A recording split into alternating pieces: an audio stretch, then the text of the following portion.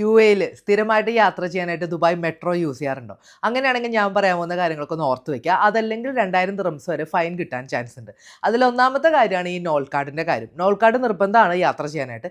ഈ card valid അല്ലാത്ത card കയ്യിൽ വെക്കുക. അതല്ലെങ്കിൽ എക്സ്പയറി ഡേറ്റ് കഴിഞ്ഞിട്ടുള്ള കാർഡ് ഉപയോഗിച്ച് യാത്ര ചെയ്യുക. ഫേക്ക് ആയിട്ടുള്ള കാർഡ്, വേറെ ആരുടെയെങ്കിലും പേരിലുള്ള കാർഡ് ഉപയോഗിച്ച് യാത്ര ചെയ്യുക. ഇത്തരം കാര്യങ്ങളൊക്കെ ചെയ്തു കഴിഞ്ഞാൽ 500 ദിർഹംസ് വരെയാണ് ഫൈൻ.